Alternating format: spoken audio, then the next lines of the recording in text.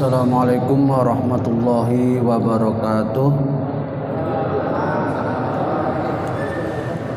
Innal hamdalillah nahmaduhu wa nasta'inuhu wa nastaghfiruh wa na'udzu billahi min sururi anfusina wa min sayyiati a'malina. May yahdihillahu fala mudhillalah wa may yudlilhu fala hadiyalah. Allahumma shalli wa sallim ala sayyidina Muhammadin Rasulillah ibnu Abdillah alladzi la nabiyya ba'dah. Qala ta'ala fi kitabil karim, a'udzu billahi minasyaitonir rajim. Yarfa'illahu alladhina amanu minkum walladzina utul ilma darajat.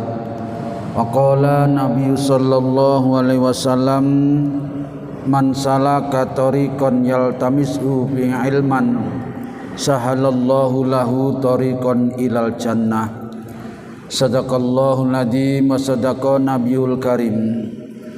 Hadirin kaum muslimin, Bapak Ibu jamaah salat maghrib Masjid Raudhatul Falah yang insyaallah dirahmati, dimuliakan serta dicintai oleh Allah Subhanahu wa taala.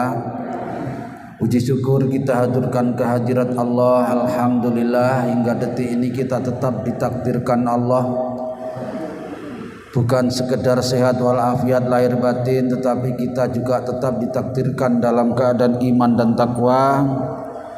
Mudah-mudahan istiqomah sampai di akhir hayat kita, sehingga nanti pada saatnya kita kembali ke hadirannya betul-betul dibaringi mati, tidak ada lain melainkan mati dalam keadaan husnul khotimah, jauh daripada su'ul khotimah. Amin ya mujibas sailin. Salawat salam kita haturkan kepada baginda junjungan kita, panutan kita, Nabi Agung Muhammad sallallahu alaihi wasallam, yang sudah sangat amat banyak memberikan uswah, teladan, contoh-contoh dan tuntunan kepada kita. Mudah-mudahan kita bisa mengamalkan sebaik-baiknya sesuai kemampuan kita, sehingga di dunia ini betul-betul diakui sebagai umatnya dan nanti pada saatnya kita mendapatkan syafaatnya.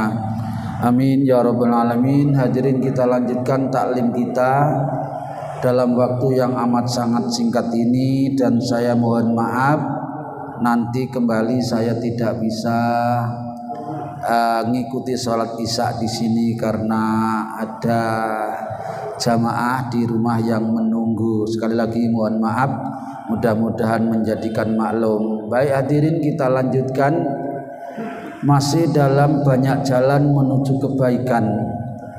Hadis yang ke-13, as-salisu asyara, anhu, juga masih dari Abu Hurairah. Anna Rasulullah sallallahu alaihi wasallam qala, Masya Allah, wis ngono lho. Matur suwun. Kata beliau, idza tawaddoa, monggo kita perhatikan nggih, kita perhatikan betul-betul, kita camkan dan kita amalkan. Kenapa hadirin? Masya Allah, biar betul-betul nanti kita dimudahkan langkah kaki kita menuju surga Allah Subhanahu wa taala, ilmu kita bermanfaat, mati kita husnul khotimah. Kata Nabi, idza tawaddo al abdu, nggih. Jadi manakala seorang hamba, sopo ae nggih, termasuk kita, ketika hamba atau kita wudu, awil mukmin, hamba al muslim awil mukmin, nggih. Muslim ini masih umum, mukmin sudah lebih mengerucut nggih.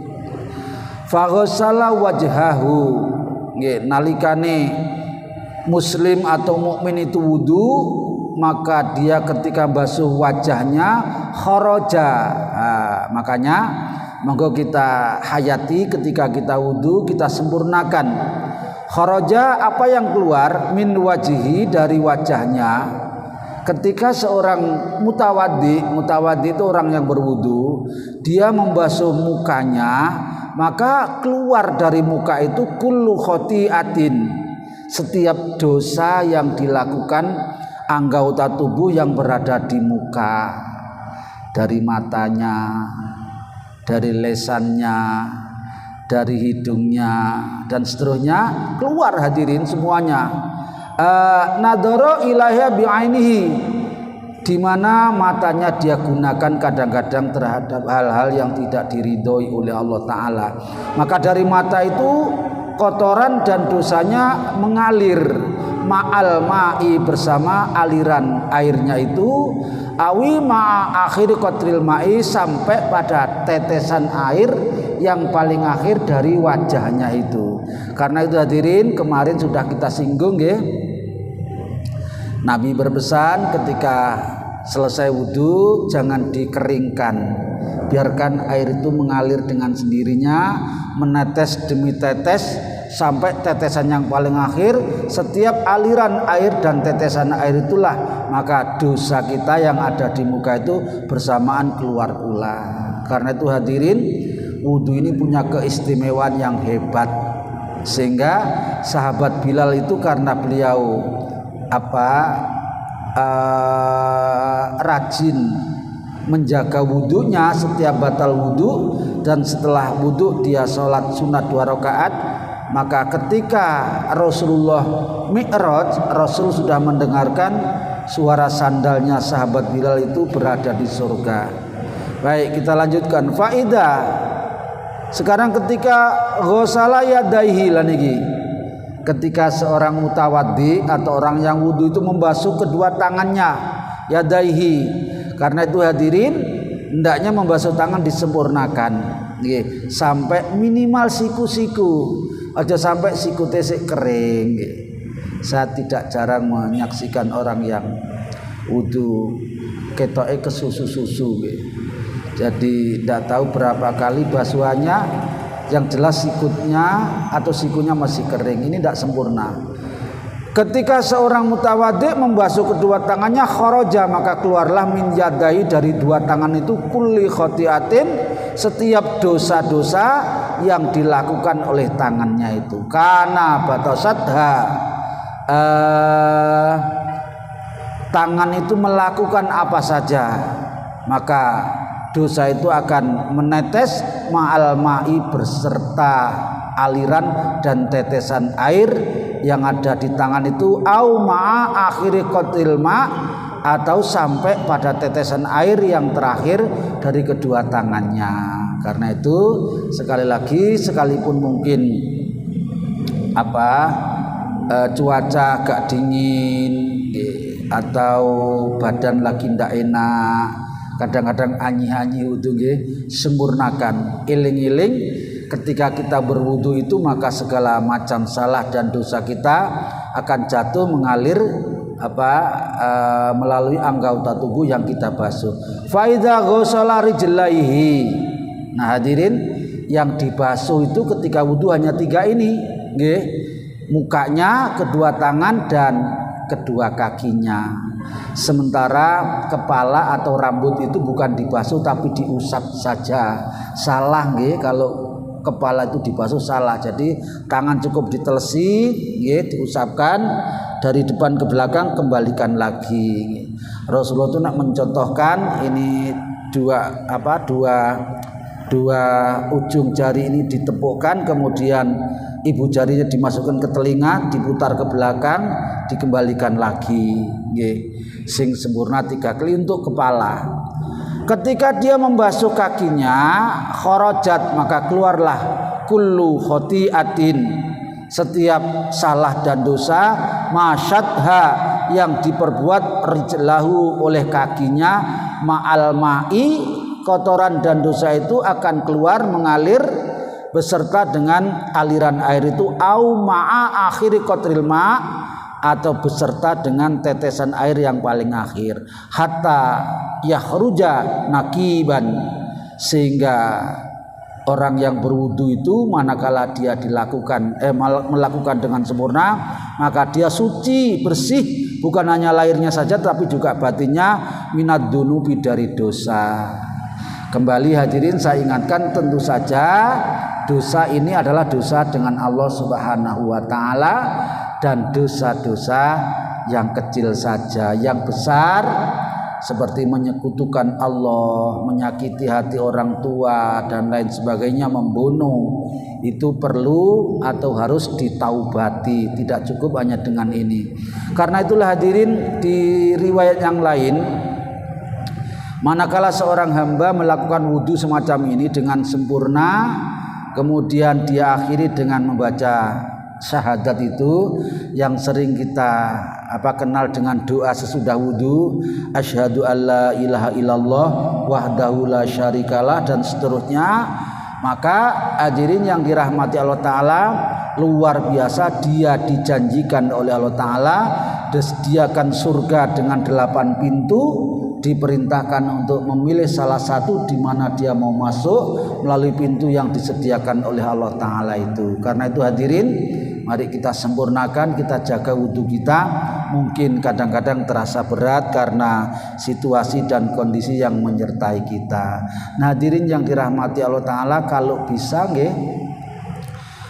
bisa ya tidak mudah wudhu itu tidak ketika akan sholat saja, tetapi di segala kesempatan kalau kita dapat melakukannya, kita lakukan wudhu itu supaya kita selalu terjaga dalam keadaan bersih, terutama ketika kita akan melakukan ibadah sekalipun bukan ibadah sholat seperti baca Al-Quran, kita mau zikir dan lain sebagainya.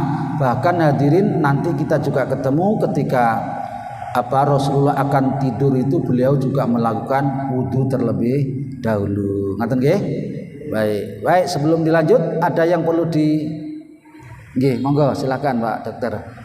Assalamualaikum warahmatullahi wabarakatuh. Waalaikumsalam warahmatullahi wabarakatuh. Nggih.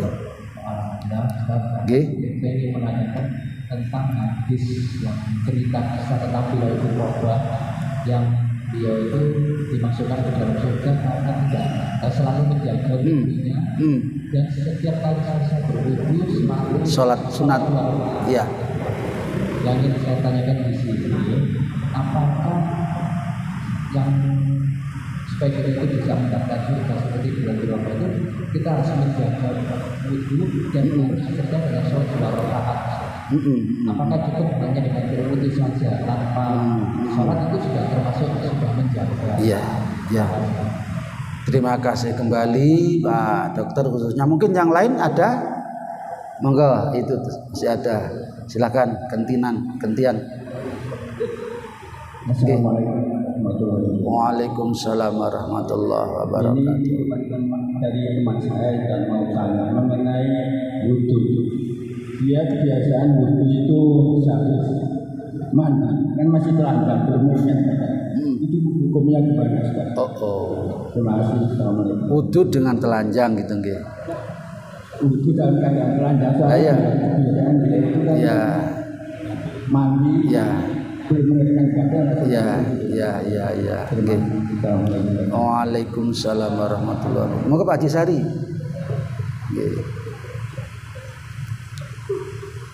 Ada pertanyaan. Yang pertama mengenai wudhu itu tadi, ada yang diharuskan menghirup air di luar. Ya. Sampai kesel. Ya. Yang kedua, mengenai sujud sahwi. Sujud sahwi. Ya. Apakah antara dua sujud sahwi itu ada bacaan yang Ya.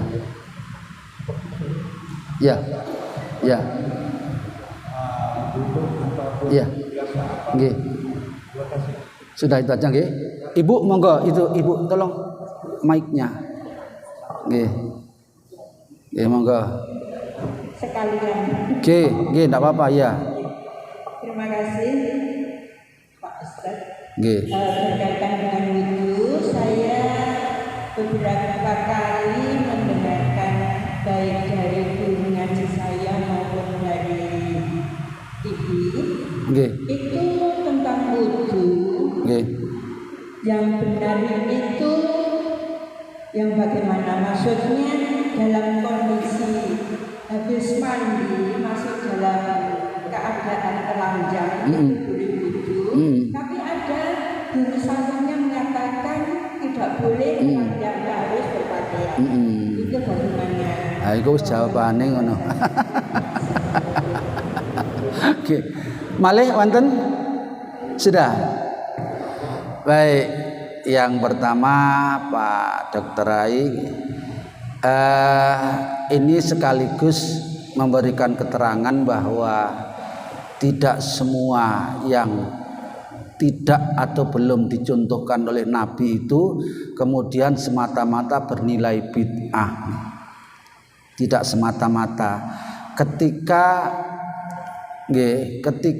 itu ditanyakan sekarang gitu, itu kira-kira sing jawab tuh sesat kamu.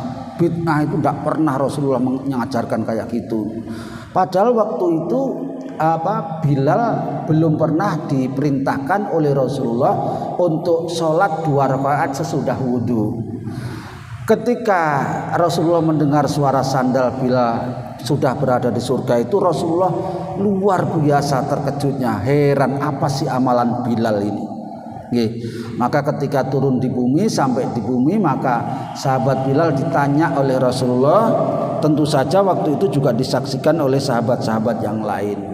Ternyata apa jawaban sahabat Bilal? Rasul, saya itu tidak pernah mengerjakan apa saja yang tidak engkau ajarkan. Termasuk sering wudhu saya lakukan. Tetapi saya tidak pernah wudhu, melainkan setelah wudhu saya melakukan sholat 2 rakaat sesudah wudhu. Ternyata hadirin, lah ini lagi hadis atau sunnah itu ada 3 macam. Ada sunnah qauliyah, sabda-sabda Rasulullah. Misalnya Rasul menyatakan ini dan itu melalui lisan beliau, ini qauliyah. Ada yang fi'liyah, ada yang perbuatan beliau. Beliau tidak mengatakan tetapi melakukan. Melakukan diperhatikan oleh para sahabat sehingga dicontoh. Lah ini namanya sunnah fi'liyah. Ada yang takririyah namanya. Yang dilakukan oleh Bilal itu belum pernah diucapkan Nabi, juga belum pernah dilakukan Nabi, tapi Bilal melakukan. Ternyata beliau tidak mengatakan sesat kamu bid'ah kamu. Nabi ternyata tidak mengatakan seperti itu, justru Nabi merestuinya. Lah itu dinyatakan sebagai hadis takriri. Itu lek wong sekarang melakukan kayak itu langsung dihujat toh, langsung dinyatakan sesat dan seterusnya. Nah, hadirin, ternyata Rasulullah tidak menyatakan seperti itu dan beliau merestui, mengizinkan. Bahkan lantaran itu Allah sudah memberikan satu kelebihan kepada Bilal, suara sandalnya saja sudah berada di surga, alias Bilal ini dijamin masuk surga. Nah hadirin, karena itu sudah direstui oleh Rasulullah Sallallahu Alaihi Wasallam, sayukjanya ketika kita selesai wudhu, maka upayakan kita juga melakukan sholat sunnah seperti apa yang dilakukan oleh sahabat Bilal yang sudah direstui oleh Rasulullah Sallallahu Alaihi Wasallam. Tentu saja ini adalah manakala memungkinkan. Misalnya Bapak di masjid kayak gini, ngikuti kajian kayak gini, kemudian batal. Bapak kemudian ambil air wudhu, dan setelah wudhu Bapak melakukan sholat sunnah 2 rakaat karena waktunya ada dan kesempatannya juga bisa untuk melakukannya. Boleh, bagus, tidak apa-apa. Atau saya sering sekalipun saya wudhu di rumah, kemudian saya datang ke masjid, itu masih banyak waktu, saya lihat kalau waktunya sangat luas, saya lakukan juga tahiyatul masjid, juga syukrul wudhu. Kemudian nanti begitu adzan selesai kita misalnya asar gitu, qobliyah asar 2 rakaat. Ini kalau waktunya ada. Atau subuh juga begitu, qobliyah subuh 2 rakaat. Nah hadirin, kalau itu memungkinkan.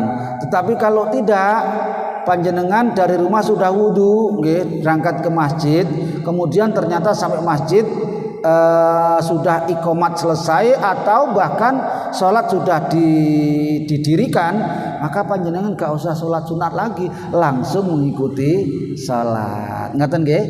Jadi kalau kita punya waktu, punya kesempatan, sayuksanya kita lakukan wudu seperti yang dilakukan oleh sahabat Bilal itu. Itu pun sekali lagi kalau keadaannya memungkinkan. Ngaten Pak Rai nggih, Pak Dokter nggih.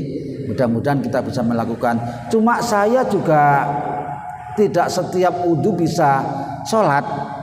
Lebih-lebih kalau saya mau tidur, saya terus terang kalau mau tidur itu wudu dulu saya, karena mengikuti apa yang diajarkan Nabi. Tapi sholatnya kadang-kadang berat, karena saya sudah menggunakan pakaian bukan pakaian yang kayak gini, pakaian yang untuk tidur. Jadi habis wudu ya berangkat tidur, kemudian baca apa yang biasa dibaca Nabi itu, termasuk baca doanya mau tidur. Nah, kemudian selanjutnya wudu dengan telanjang. Wudu itu sudah bagian daripada ibadah loh Pak nggih. Jadi bisa ya pakai berpakaian dulu. Boleh memang wudu di tempat kamar mandi, boleh. Yang pertama berpakaian dulu, karena wudu itu adalah menghadap Allah Ta'ala, sekalipun mungkin ketoke kita berada di kamar mandi. Yang kedua, ketika kita wudu di dalam kamar mandi, bacaan-bacaannya jangan dilafalkan dengan lesan. Misalnya panjenengan baca bismillah dan seterusnya di dalam hati saja, karena panjenengan sedang berada di kamar mandi, maka jangan melafadzkan kalimah-kalimah thayyibah termasuk baca basmalah itu. Ngaten nggih? Sing apik ya pakaian dulu to Pak nggih, kecuali lek panjenengan wudunya mau mandi besar nggih. Rasulullah menyontohkan kalau mau mandi besar itu beliau basuh kedua tangannya, kemudian basuh kemaluannya, baru wudu. Lah ini kalau mau mandi besar itu tidak apa-apa karena dia memang mau mandi. Tapi lek sesudah mandi ya sing apik berpakaian sempurna lebih dulu biar tertutup auratnya. Ngeten nggih? Lek iso nggih ning jabone kamar mandi lah nggih. Ning jabone kamar mandi. Sekalipun Bapak Ibu sekalian kita tidak dilihat oleh siapa-siapa, malaikat senantiasa menyaksikan kita. Sekalipun mungkin malaikat tidak ikut masuk ke dalam kamar mandi. Ngeten Pak nggih? Bu nggih, berpakaian dulu biar adabnya itu ada kepada Allah Ta'ala. Jadi sholat itu atau juga wudu, ibadah itu kalau ibadah luas termasuk wudu, itu tidak cukup hanya memenuhi syarat dan rukun saja, tetapi adab kepada Allah Subhanahu wa Ta'ala juga kita harus jaga. Kita sholat kalau yang laki-laki pokoknya antara pusar dan lutut ini sudah tertutupkan, sudah sah sholat itu, karena auratnya laki-laki itu sudah tertutup, sehingga sah sholatnya tapi tidak punya adab kepada Allah Subhanahu wa Ta'ala. Adab atau etika atau itu harus kita jaga agar kalau kita berbuat baik kepada Allah Ta'ala termasuk melakukan adab itu, maka insya Allah permohonan atau doa-doa kita mudah diperhatikan oleh Allah Subhanahu wa Ta'ala. Ngaten nggih? Selanjutnya Pak Haji Sahri tadi yang pertama wudu, menghisap air dalam hidung nggih. Jadi hadirin, yang disebutkan di sini tadi itu adalah wajib-wajibnya, terutama yang membasuh. Ada satu wajib yaitu mengusap kepala, tapi tidak disebutkan di sini, tidak disebutkan. Ada sunnah-sunnahnya, termasuk diantaranya sunnah itu berkumur-kumur atau membasuh telapak tangan terlebih dahulu sebelum melakukan wudu, supaya tangan kita yang akan kita gunakan untuk wudu itu bersih. Ketika kita ambil air maka tidak terkena kotoran yang berada di tangan kita. Kemudian termasuk disunahkan di samping membasuh telapak tangan, berkumur-kumur juga menghirup air di dalam hidung atau istinsak istilahnya. Menghirup itu kalau bisa memang sampai ke dalam, kemudian dikeluarkan kembali. Tentu saja ini dilakukan ketika tidak sedang melakukan berpuasa. Lek berpuasa menghirup air dalam hidung itu sekalipun dalam hidung, kalau sampai dalam tidak boleh itu ketika kita berpuasa. Kalau berpuasa ya isyarat saja nggih. Isyarat saja, titik-titik air itu isyarat menghisap air dalam hidung. Kenapa itu disunahkan? Menurut Rasulullah sallallahu alaihi wasallam bahwa salah satu tempat yang disukai oleh syaitan itu adalah berada di dalam hidung itu. Maka ketika kita akan melakukan wudu, diperintahkan untuk menghirup dan menyemprotkan keras-keras biar setan yang bertengger di dalam hidung kita itu katut keluar. Ngaten Pak nggih. Tapi lek poso ndak usah. Kalau puasa ya isyarat saja, sekali lagi kumur pun juga hati-hati. Ngaten nggih? Pak Haji Sari sampun nggih? Yang kedua tadi sujud sahwi. Sahwi itu lupa. Sujud karena lupa atau ragu nggih. Sujud sahwi ini menurut kebanyakan ulama dilakukan sebelum salam. Ada memang yang berpendapat boleh dilakukan setelah salam. Sujud sahwi dilakukan 2 kali. Di antara 2 sujud itu kebanyakan ulama yang saya perhatikan bacaan apa yang dibaca ya sama dengan antara 2 sujud. Rabbi firli nggih, warhamni ngaten nggih, atau Allahumma gfirli niku dan seterusnya. Gitu Pak Haji Sari nggih. Sudah? Ada lagi? Sampun nggih? Ibu sampun nggih? Baik. Lek gitu berkaitan dengan hadis yang kemarin, saya ulangi ya, yang kemarin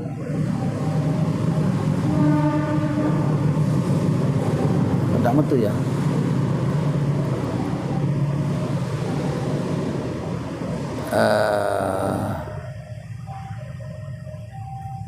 Digi 1 2 wis. Waduh malian. Sebentar, yang kemarin itu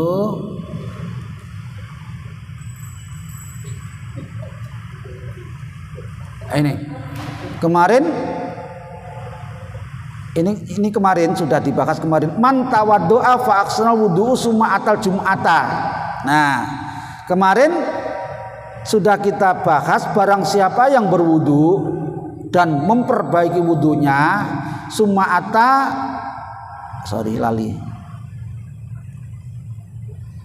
atal jum'ata, kemudian dia mendatangi Jumat. Ini berarti tuntunan wudu itu yang bagus di rumah. Dia berangkat di masjid atau ke masjid sudah dalam keadaan punya wudu. Untuk apa disediakan tempat wudu di masjid? Tentu saja adalah disediakan manakala berhalangan wudu di rumah, atau karena musafir, atau karena dari rumah sudah wudu kemudian batal, maka itu bagus wudu di masjid. Tapi sebetulnya yang bagus sebelum berangkat ke masjid itu sudah punya wudu, sehingga di masjid sudah tinggal melanjutkan ibadah. Summa atal jum'ata fastama'a wa ansota, dia datang Jumatan, mendengarkan dan memperhatikan, diampuni ghufira lahu ma bainahu wa bainal jum'ata. Selama 1 minggu itu antara 1 Jumat dengan Jumat berikutnya atau Jumat sebelumnya diampuni dosa-dosanya, wa ziyadatu salah satu ayamin, bahkan ditambah 3 hari lagi dihapus segala macam dosa-dosanya. Nah karena itu ketika kita berangkat di masjid diupayakan kita sudah punya wudu. Dene kok teko masjid batal lah monggo. Kemudian di masjid ketika Jumatan diperintahkan untuk istama'a wa ansota, dia mendengarkan dan memperhatikan betul. Waman masal khasso, barang siapa yang bermain-main dengan sesuatu. Kalau dulu kerikil nggih, karena masjidnya belum seperti ini. Nah sekarang kerikil ndak ada, tapi gantinya lain kerikil nggih. Kadang-kadang HP nang masjid wayahe Jumatan karo ngrungokno khotib nggih, nyetel HP, WA-an dan lain sebagainya. Ini hadirin faqad lago, kata Rasulullah sallallahu alaihi wasallam, maka orang yang seperti itu dinilai sebagai orang yang lalai dalam melakukan Jumatannya. Baik. Kita lanjutkan kepada hadis yang ke-Rabi'u Asyara 14.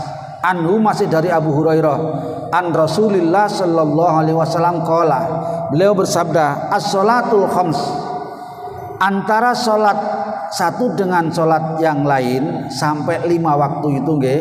Jadi antara sholat satu dengan sholat yang lain sampai jangkep 5 itu. Kemudian wal jum'atu ilal jum'ati, antara satu Jumat dengan Jumat yang lain nggih. Jadi panjenengan sudah melakukan satu Jumatan, kemudian Jumat berikutnya war Ramadanu, dan satu Ramadan ila Ramadana, kepada Ramadan yang lain, antara semua itu adalah mukafaratun, sebagai kifarat, penebus atau penghapus lima bainahunna, antara keduanya. Jadi antara satu sholat dengan sholat yang lain itu sudah satu kafarat, penebus dosa. Satu Jumat dengan Jumat yang lain juga demikian. Nah, kalau orang sudah melakukan sholat 5 waktu juga Jumatan, berarti penghapus dosanya double. Antara sholat dengan sholat sudah ada penghapus dosa, antara Jumat dengan Jumat juga ada penghapus dosanya lagi. Demikian pula antara satu Ramadan kepada Ramadan yang lain.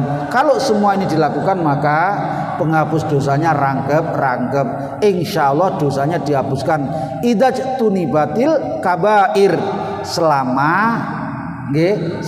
dosa-dosa besar dijauhi. Jadi kembali hadirin, saya tekankan, saya sampaikan, wudu adalah menghapus dosa.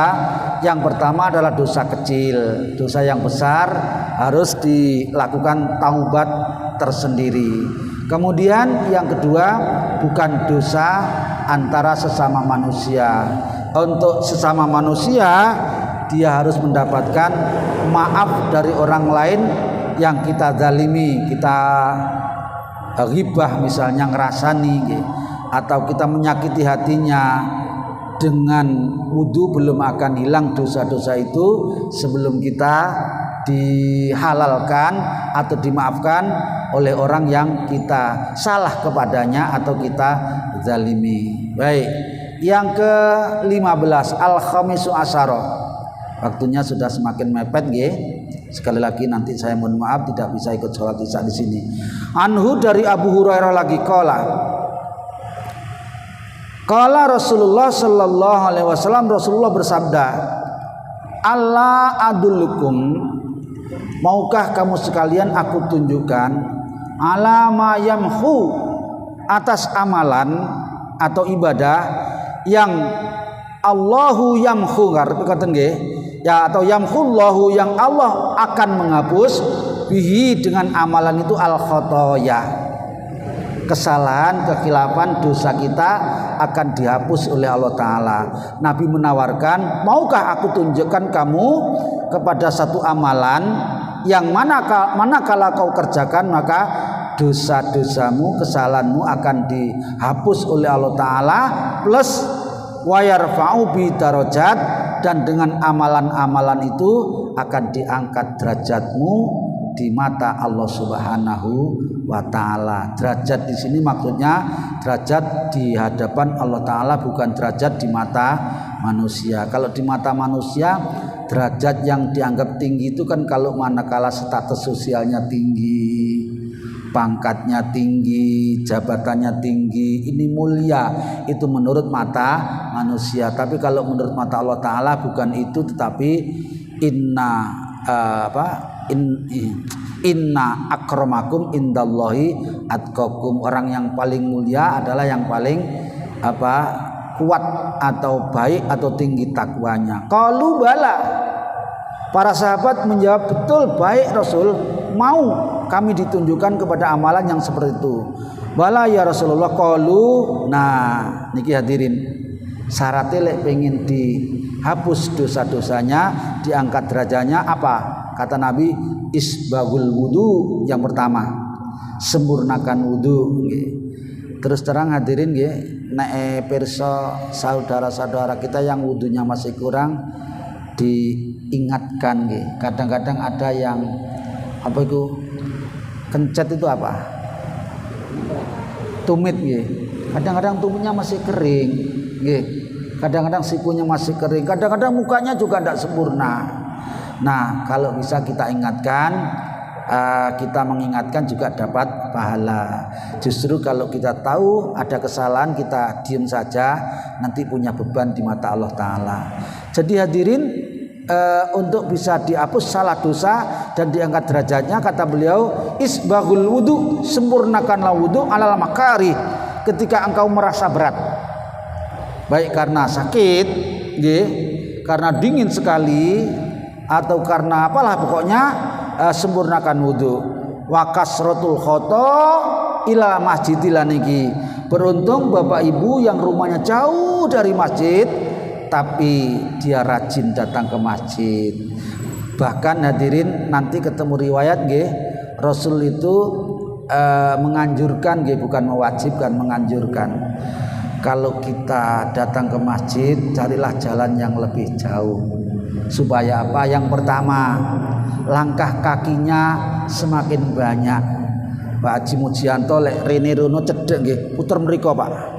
Nen lagi mriko banyak langkahnya. Yang pertama langkahnya banyak. Langkah kanan mengangkat derajat, langkah kiri menghapus dosa-dosa Pak. Yang kedua semakin jauh yang ditempuh jalannya, semakin banyak saudara-saudara muslim kita yang kita temui. Kita semakin banyak nyapa, semakin banyak senyum. Ini pahala tok. Semakin banyak kita memberikan salam atau diberi salam. Nah, bahkan Rasulullah menganjurkan kalau bisa pulangnya dari masjid cari jalan yang lain lagi supaya tambah banyak kebaikannya. Gampang nggih? Halo, gampang nggih? Gampang ngomongi kali ngrungoknoe. Nglakonine ya napa? Ya delok-delok nggih. Nggih.